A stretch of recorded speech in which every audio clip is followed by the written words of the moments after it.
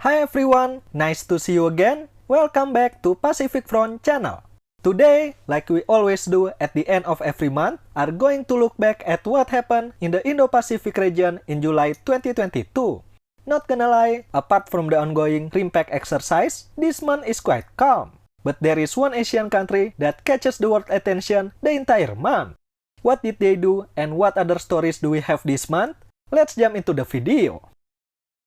One of the biggest talking points of this month is the KF-21. South Korea's domestically developed KF-21 Boramae has successfully completed its first flight test on 19 July. The test was conducted by the Republic of Korea Air Force 52nd Test Evaluation Group at the KAI facility at Sacheon City. According to statement from Korea's Defense Acquisition Program Administration or DAPA, the aircraft took off at 3:40 p.m. and landed at 4:13 p.m. flying for 33 minutes in total and went according to plan. The images and videos of the test showed that the KF-21 conducted the flight with its landing gear down and carried 4 Meteor air-to-air missiles in the semi-recessed underbelly position. But DAPA officials said that the missiles were mock-ups and that no other weapons were carried by the aircraft. The officials added that the flight test was intended to assess the basic flight performance of the aircraft and no special avionics or system were carried. After this, the aircraft will face a rigorous series of evaluation up to 2026 before it can be produced and inducted into service. First of all, I want to congratulate KAI and South Korean people for the successful flight test. Their continuous work has resulted in the creation of one of the most advanced and beautiful fighter aircraft in development today. I hope the ongoing test can run smoothly until its planned production timeline in 2026. And I'm pretty sure the market and potential customers for this aircraft is wide open. I believe it will surpass the success of the T-50 Golden Eagle family someday. Now, all of you must be wondering about Indonesian involvement in the program. Personally, I really want Indonesia to stay on the program, pay our duty, and get the benefit from it. But I'm afraid we won't be able to do that if we are unable to find the funding soon. Even after both parties already reached an agreement last November, it turns out it doesn't guarantee that the funds will be prepared annually until 2026. Hopefully, the government can look into this matter more seriously. Because if Indonesia decides to leave the program, I'm afraid we're gonna miss a big opportunity from this. Moving on to the second story, this month, South Korea just signed its biggest arms deal ever with Poland. The deal, estimated at around $14.5 billion, includes 980 K2 tanks, 648 K9 self-propelled howitzer, and 48 FA-50 fighter aircraft. The purchase comes as Poland looks to replace the equipment they've been sent to Ukraine to fight against Russia. The first 180 K2 tanks are expected to arrive this year, while the production of an upgraded K2PL will be started in 2026.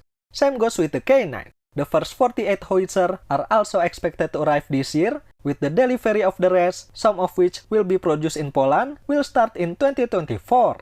And for the FA-50, the aircraft that will be sent to Poland will be similar to the Block 20 variant. All deliveries are planned to be completed in 2023, with 12 aircraft in the Block 10 variant being delivered first and then upgraded, followed by 36 aircraft called FA-50PL being delivered later. Moreover, both countries are also working towards the development of the K3PL tanks, the K9 PLA-3 howitzer, and the possibility of Poland procuring the KF-21 as well.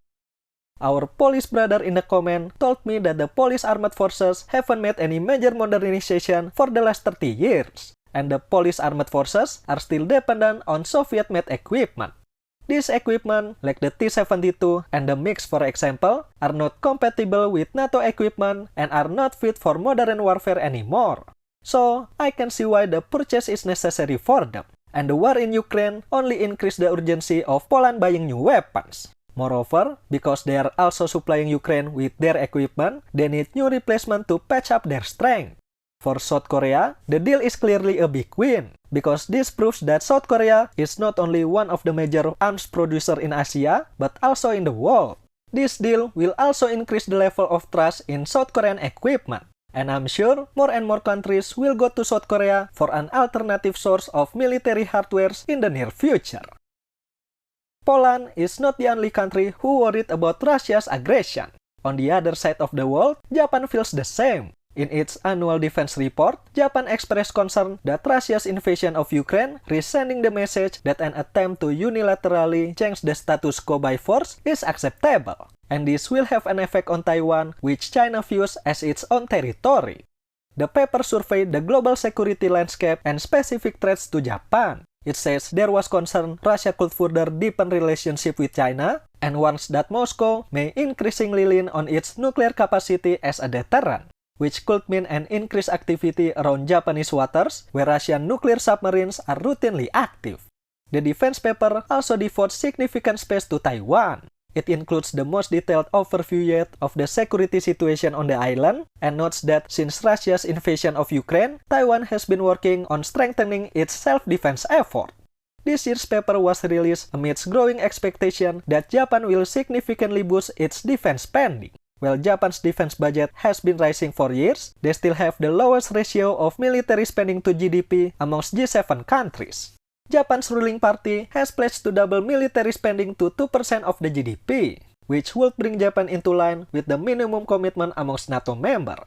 Given the size of its economy, the increase would make Japan the third biggest military spender in the world after the US and China.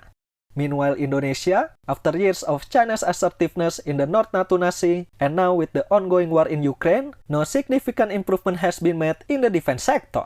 No improvement in the defense budget, no concrete plan to counter Indonesia's today's and future threat, nothing. I don't know what other sign we need until the government realize that we are ill-equipped to fight any aggressor. Speaking of Taiwan's effort to defend its sovereignty, this week Taiwan held military drills to prepare themselves for possible invasion by China. The annual Hankwang exercise, which is held for a week until 29 July, includes joint land, sea, and air exercises to test Taiwan's defense capability against China. According to Taiwan's Ministry of National Defense, this year's live fire exercises are based on a war game simulation held in May, modeled after learning from the Russia-Ukraine war. This is also the first time that they call up reservists for the exercise. The exercises are being held amidst increased tension with China. For the past year, the Ministry of Defense has reported a 50% increase in incursion by Chinese warplanes into its Air Defense Identification Zone or ADIZ. And in January, Taiwan's parliament passed an extra spending bill of $8.6 billion to boost defense capability against China, topping an annual record high defense budget of $17 billion for the island. That's it for today. The KF-21 first flight test, South Korea and Poland arms deal, Japan's defense paper about Russia, and Taiwan Hankwang military drills to prepare them against possible invasion by China. What do you think about these stories? Let me know in the comment section below. Thank you for watching everyone, and I will see you in the next one.